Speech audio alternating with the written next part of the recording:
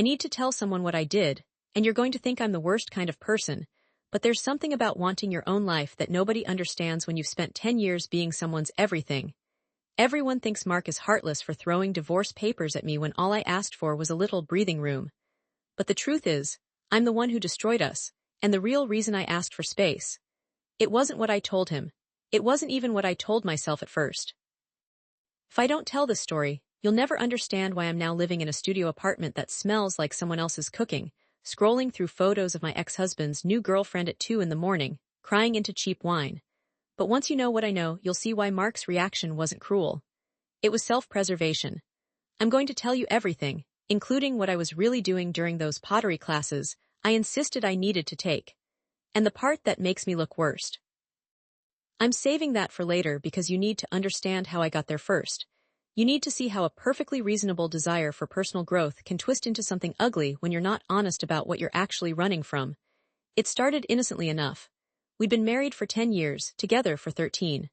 Mark and I met in college, got engaged right after graduation, married at 24. By 37, I'd spent more of my life with him than without him. He was my first real boyfriend. My first everything, actually, which seems embarrassingly naive to admit in your late 30s, but there it is. And Mark was wonderful. Is wonderful, I guess, though I don't get to claim him anymore. He's a high school history teacher, the kind students remember fondly 20 years later. Patient, kind, steady as a metronome. He coached JV baseball, came home with grading on weeknights, made elaborate Sunday breakfasts, and never once forgot my birthday or our anniversary. We had a good life. A house in a decent neighborhood with a yard that Mark actually enjoyed mowing. A circle of couple friends we'd known for years. Weekend farmers market trips. The kind of comfortable rhythm that people spend their whole lives searching for. But somewhere around year 9, I started feeling like I was disappearing. It wasn't Mark's fault. He didn't do anything wrong, which actually made it worse because I couldn't point to a problem and say, fix this. How do you tell someone that their steadiness feels like stagnation? That their reliability makes you feel trapped? That you're starting to panic because you looked in the mirror one morning and couldn't remember who you were before you became half of Mark and Claire? I tried to explain it to my best friend Hannah first. I just feel like I need to figure out who I am outside of my marriage, I told her over coffee. Like I went from college to wife, I never had a chance to just be me. Hannah nodded sympathetically. She was single, dadding around, always talking about her journey of self-discovery. You need to explore your own identity, she said. It's healthy, Mark should support that. Looking back, I can see I was cherry-picking who I talked to. Hannah was always going to validate my restlessness. I didn't talk to my sister Meg, who would have asked uncomfortable questions. I didn't talk to my mom, who would have reminded me that marriage is work and feelings fluctuate. I talked to people who would tell me what I wanted to hear. I started slow. I joined a book club, started going to yoga classes. Mark was completely supportive. I think it's great you're doing things for yourself, he said, kissing my forehead. You should have hobbies outside of us. But it wasn't enough. Book club women were all discussing novels, while I kept thinking about how they got to be themselves, fully formed people with rich inner lives. The yoga instructor was this gorgeous woman named Sage who talked about living authentically and not dimming your light for anyone. I started following her on Instagram, consuming all this content about self-actualization and refusing to shrink yourself for a relationship. I think I need more space to explore who I am, I told Mark one night in bed. My heart was pounding. I'd rehearsed the words for days. He put down his phone, looking concerned. Okay, what does that mean? More classes, a girls' trip? I don't know exactly, I said. I just feel like I've lost myself somewhere. I need room to figure out who Claire is. Claire is my wife, he said, confused. But she's also her own person. I've never tried to stop you from having your own interests. I know, you've been great, this isn't about you. The phrase tasted like ash even as I said it. It's about me needing space to grow. Mark was quiet for a long moment. How much space are we talking about? I don't know. I just need you to trust that this is important. What I didn't tell him was that I'd been having increasingly elaborate fantasies about being single, about living alone in a cute apartment, dadding casually, having adventures. I'd been watching my unmarried friends' social media with something like envy. Their lives looked so exciting, so full of possibility, while mine felt like the same day on repeat. And there was something else I didn't tell him, something that makes my stomach hurt even now. There was this guy at the marketing firm where I worked. Derek. He was new, recently moved from Seattle, all interesting stories and creative energy. We'd been assigned to a project together, spending late hours in the conference room, and he'd started making comments. Nothing overtly inappropriate, just observations about how I seemed too vibrant and creative to be in a conventional suburban marriage. How he could tell I had depths my life wasn't allowing me to explore. I told myself it was just nice to be seen that way, to be recognized as someone interesting and complex. Mark loved me, but he'd known me so long that he didn't notice me anymore, not really. Derek noticed everything. The way I styled my hair differently, when I wore a new dress. The ideas I contributed in meetings. I wasn't doing anything wrong. We were just work friends, colleagues, but I'd started dressing more carefully on days I knew we'd be working together. Started sharing more personal things. Started thinking about him more than I probably should have. When I asked Mark for space, Derek was lurking in the back of my mind like a secret I hadn't fully admitted to myself yet. Mark tried to understand. He really did. Okay, he said finally. Take whatever space you need. I'm here when you're ready to talk more about this. But I could see the hurt in his eyes, the confusion, and instead of appreciating his patience, I felt annoyed. Why couldn't he fight for me? Why was he just accepting this? His calm understanding felt like indifference, even though I knew intellectually that wasn't fair. I signed up for more classes. A pottery workshop on Tuesday evenings. A writing seminar on Thursdays. I started staying out later with coworkers after work, having drinks and pretending I was the person I thought I should be. Someone spontaneous, exciting, unencumbered. Derek was often at those happy hours. We'd talk for hours, this electric current running between us that I pretended not to notice. He told me about his divorce 2 years earlier, how he'd felt suffocated in his marriage, how leaving was the best thing he'd ever done. Life's too short to spend it in a cage, he said. Even a comfortable one. I felt seen in a way I hadn't in years. Mark knew wife Claire, mama future kids Claire, comfortable Sunday morning Claire. Derek saw mysterious Claire, exciting Claire, Claire with untapped potential. It didn't occur to me until much later that Derek had known me for 3 months. That the Claire he saw was a performance I was putting on, not my authentic self. That maybe Mark's version of me was actually more real because it included all the boring, unglamorous parts I was trying to escape. The pottery class was real at least. I actually enjoyed it, the meditative quality of shaping clay, creating something with my hands. But I started using it as an excuse for other things too. I'd tell Mark I was going to pottery and then meet Derek for dinner instead. Just as friends, I told myself. Just conversation. Nothing physical. Mark started pulling away. I could feel it. He was quieter, less affectionate. When I'd come home late from my classes, he'd already be in bed reading. Our Sunday breakfast tradition faded. We started eating in silence, phones out, existing in parallel rather than together. Are you having an affair? He asked me one night, point blank. What? No, I said, and technically it was true. Derek and I hadn't done anything physical, hadn't even kissed. I told you I just need space to figure myself out. For 2 months you've been gone more than you're here. You come home smelling like wine and someone else's cologne. You're on your phone constantly. You flinch when I touch you. I don't flinch. You do. His voice cracked. Claire, I love you. If there's something wrong with us, can we please try to fix it? Counseling or talking or anything? I should have said yes. I should have seen the desperation in his eyes and realized what I was throwing away. But all I felt was trapped, pressured, like he was trying to control me by asking me to work on our marriage. This is exactly what I'm talking about, I said. You're making my personal growth about you. I need to do this for me. Personal growth that involves lying about where you are. I'm not lying, I go to pottery class. And the other nights, the late dinners. The weekend you said you were going to a yoga retreat, but I saw Instagram photos of you at a rooftop bar downtown. I'd forgotten he could see Hannah's posts. I needed a break, I said defensively. That's not a crime. No, he said quietly. It's not, but it's also not what you told me. We went to bed angry. I lay awake feeling justified and wronged, building a case in my head for why I deserved to have my own life, why Mark was being unreasonable, why his hurt feelings were an attempt to manipulate me into staying small. Just when I thought I'd made my case airtight, Hannah sent me a text. Derek posted a story and you're in the background. Just FYI in case Mark follows him. My stomach dropped. I'd been so careful about not being tagged, but I hadn't thought about backgrounds. About the digital footprints we leave everywhere. I became more careful after that, but also more bold. Derek and I started having lunch together regularly. He'd touch my hand across the table sometimes, let his fingers linger. You know there's something here, right? He said one afternoon. Between us. I'm married, I said, but I didn't move my hand. Unhappily. It's complicated. It doesn't have to be, he leaned closer. You could just choose yourself for once. Choose what you want instead of what you think you should want. What I wanted was to feel alive again. To feel desired and interesting and like my life was full of possibility. Derek represented all of that. Mark represented routine, obligation, the death of adventure. I started seriously thinking about separation. I researched apartment listings, calculated what I could afford on my own. Imagined what it would be like to wake up alone, to make decisions based solely on what I wanted, to date and explore and reinvent myself. The fantasy was intoxicating. Everyone online thought I was fine, posting photos from my self-discovery journey. But privately I was planning my exit from my marriage. I just needed to figure out how to tell Mark. Then Derek kissed me. It was after a particularly late work session in the parking garage. He walked me to my car like he always did, but this time he pressed me against the door and kissed me hard. I kissed him back. For maybe 30 seconds, I let myself fall into the fantasy of being someone else, somewhere else with no obligations. Then I pulled away, panic flooding through me.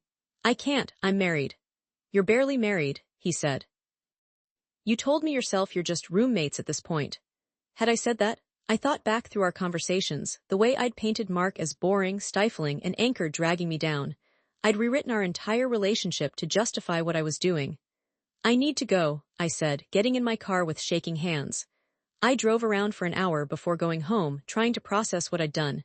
It was just a kiss. It didn't mean anything. Lots of people kiss someone and it doesn't count as a real affair. I'd been emotionally honest about needing space. This didn't change anything, except it changed everything. I looked at Mark differently after that.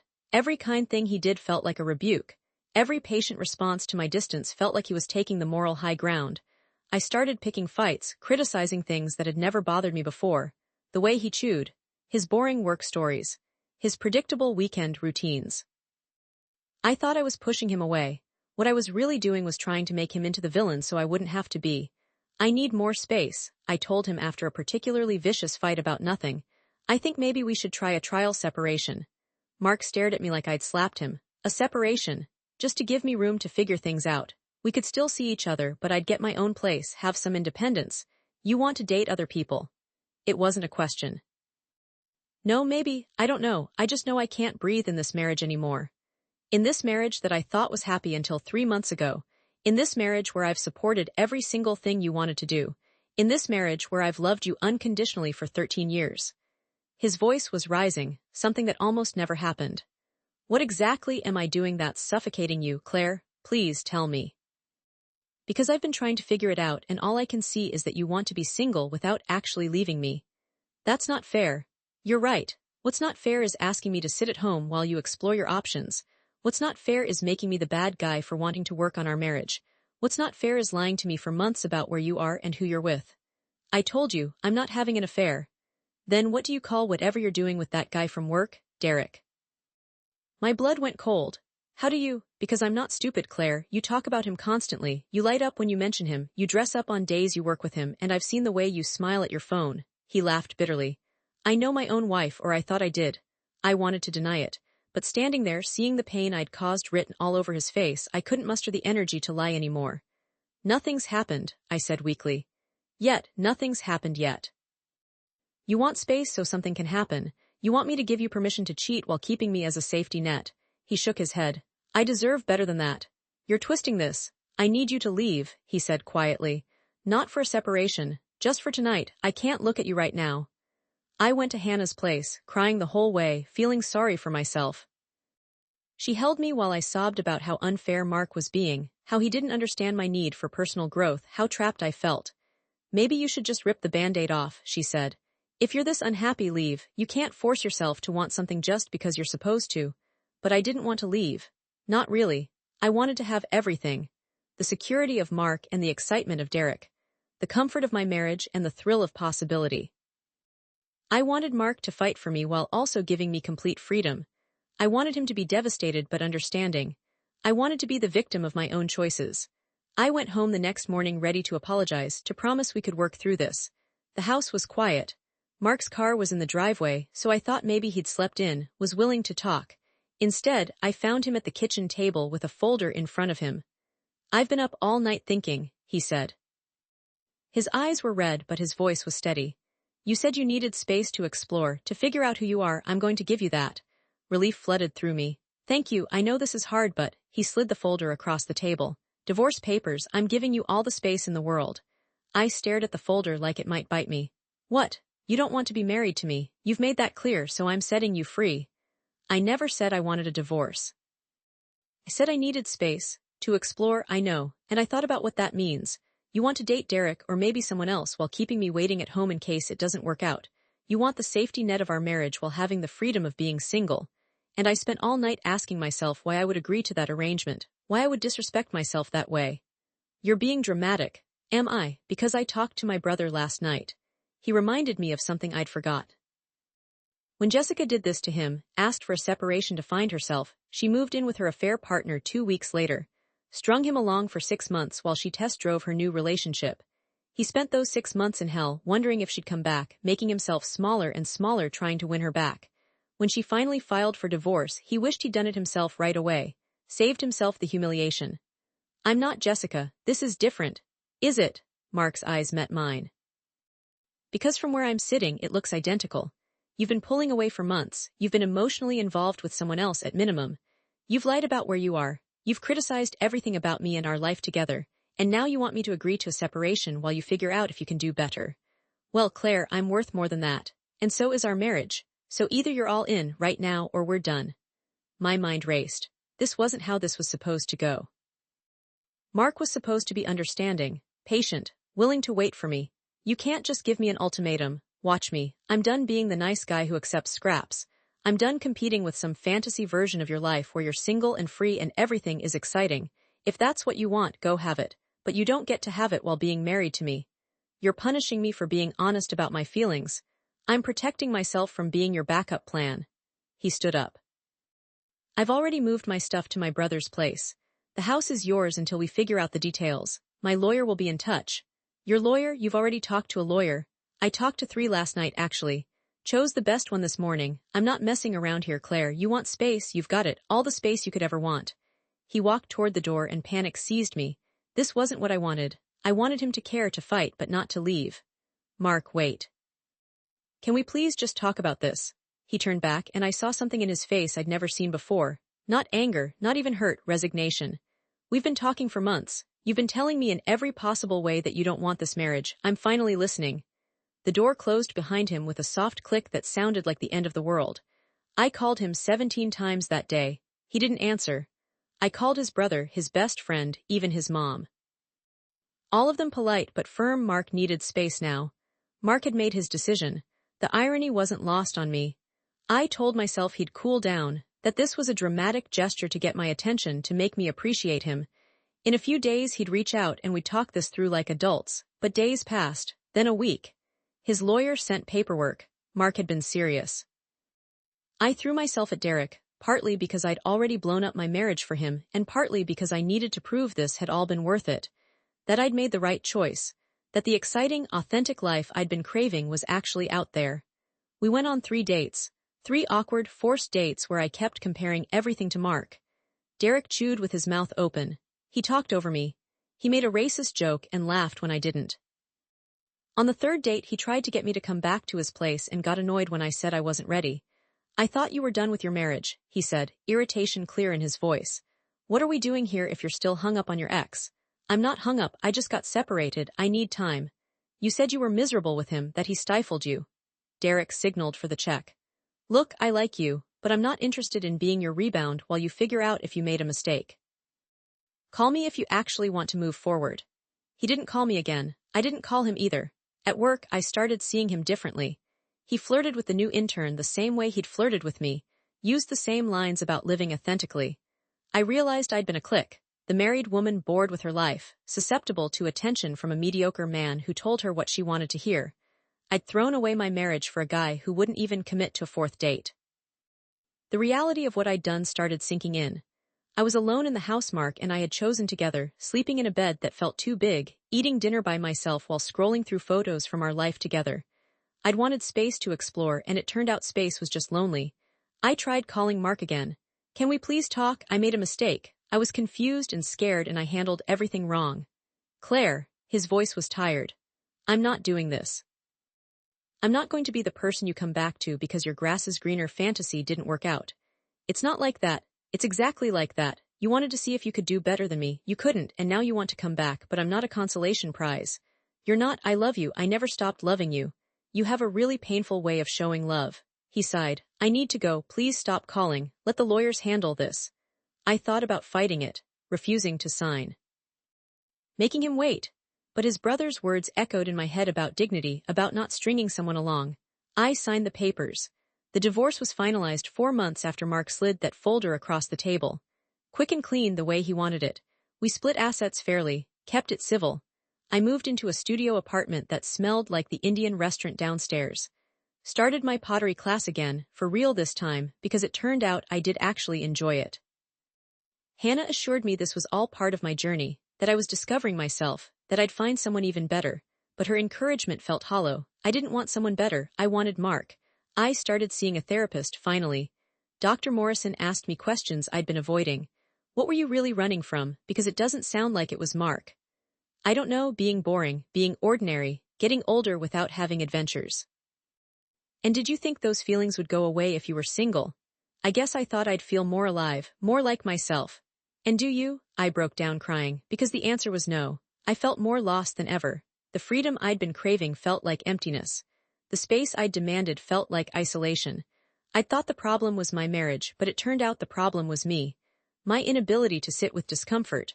My need for external validation. My grass is greener thinking that convinced me anything different must be better. I think you were having a crisis of identity, Dr. Morrison said gently. And instead of working through it, you blew up your life hoping the pieces would land in a better configuration. She was right. I'd been so focused on what I was missing that I couldn't see what I had. Mark's steadiness wasn't boring, it was reliable. His routines weren't stifling, they were comforting. His patient love wasn't indifference, it was the kind of deep security most people search their whole lives for. And I'd thrown it away because an Instagram influencer told me to live authentically, and a coworker told me I was too interesting for suburban marriage. 6 months after the divorce, I saw Mark at a mutual friend's birthday party. He looked good, happy. There was a woman with him, pretty and laughing at something he said. She touched his arm in that casual way that speaks of intimacy. He introduced her as Katie, a teacher at his school. She was lovely, warm. She talked about the garden they were planning together, the trip to Portland they had coming up. Everything I'd taken for granted she valued. Everything I'd run from she ran toward. You seem really happy, I told Mark when Katie stepped away to get a drink. My voice came out smaller than I intended. I am, he said simply. It's been a process, but yeah, I'm good. I'm glad. I meant it, even though it hurt. I'm really sorry for how everything happened, for what I put you through. I appreciate that. He glanced over at Katie. If I'm being honest, you did me a favor. I spent so long trying to make you happy, trying to figure out what I was doing wrong. It wasn't until you left that I realized I wasn't doing anything wrong. We just wanted different things. We wanted the same things, I said quietly. I was just too stupid to see it. Maybe. He didn't argue, which somehow hurt more than if he'd agreed. But you needed to figure that out on your own. I couldn't convince you to want our life together. Katie came back with drinks and Mark's attention shifted to her naturally, easily. I excused myself and spent the rest of the party pretending to be fine while watching them together. Watching him be attentive and present in a way he'd been with me before I started pushing him away. I'd wanted him to fight for me, but the truth I couldn't admit back then was that I'd already forfeited the match. You can't ask someone to fight for a relationship you're actively sabotaging. Everyone online still thinks Mark is heartless for giving me divorce papers when I asked for space. My version of the story, the one I told friends and family, painted me as someone who just needed room to grow and him as rigid and unforgiving. People took sides. Some unfollowed Mark on social media in solidarity with me, but they don't know the real story. They don't know about Derek, about the lies, about how I'd been planning my exit for months while pretending I just needed personal growth. They don't know that Mark gave me exactly what I asked for, and I hated him for it because I wanted him to save me from myself. The worst part isn't that I lost Mark, it's that I lost him for nothing. For a fantasy that evaporated the moment it became real. For a version of myself that I thought I needed to find, but was really just running from the hard work of being a person in a committed relationship. I'm dating now, sort of, apps mostly. A string of mediocre first dates with guys who are either fresh out of marriages themselves or have obvious commitment issues. Sometimes I catch myself comparing them to Mark, which isn't fair to anyone. I had Mark. I chose to let him go. My studio apartment is cute now, decorated the way I always said I wanted when I lived with Mark. Minimalist and modern, but it's lonely. I eat dinner alone most nights, pottery pieces I've made sitting on shelves, evidence of all that space to explore I was so desperate for. Hannah still tells me I did the right thing, that I honored my authentic self. That Mark's unwillingness to give me a separation proved he was controlling. But I notice she's single at 43 and deeply unhappy about it, spending her weekends swiping through apps and complaining that all the good ones are taken. Meg, my sister who I avoided talking to during all of this, finally cornered me at Thanksgiving. "You know you sabotaged your marriage, right?" she said bluntly. "This whole thing about needing space was just you having a midlife crisis and making Mark the enemy so you could justify it. That's not what happened. Claire, I know you. You do this thing where you get restless and decide the problem is external instead of internal. Remember when you quit 3 jobs in 2 years because none of them were your passion? Remember when you were going to move to New York because you felt stuck, and then you visited and realized you actually hate cities? You create these narratives where you're trapped and something out there will fix you. So I'm just supposed to stay in situations that make me unhappy? No. You're supposed to figure out why you're unhappy before you blow up your whole life." She softened slightly.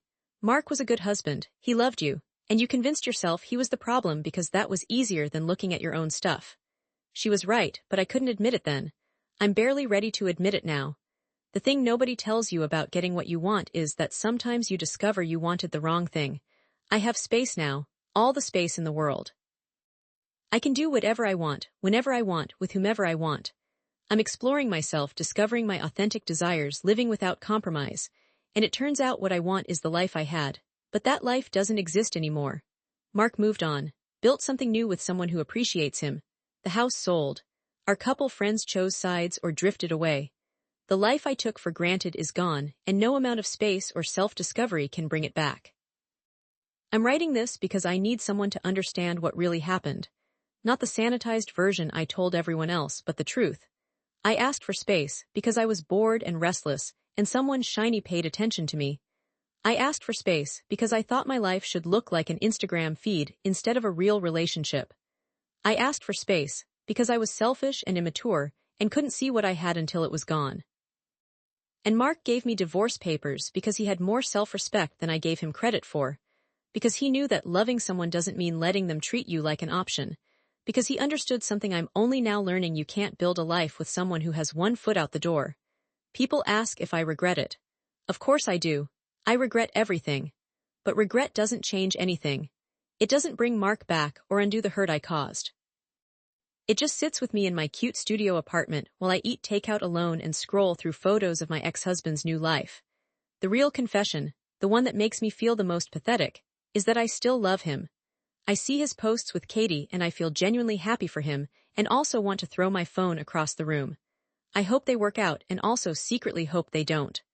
I want him to be happy, but also want him to remember what we had and miss it. But he doesn't seem to miss it. He seems lighter, freer, more himself than he was in those final months with me when I was slowly poisoning our marriage while blaming him for the toxicity. I thought needing space made me deep and complex. It turns out it just made me someone who couldn't appreciate what she had. I thought Mark's reaction was harsh and unforgiving. It turns out it was self-preservation from someone who'd finally had enough. Everyone thinks they know this story. They think it's about a woman who wanted to grow and a man who couldn't handle it. But really, it's about a woman who mistook restlessness for enlightenment, attention for connection, and fantasy for reality. A woman who asked for space and got exactly what she deserved. I have all the space I need now. Turns out space is just another word for alone.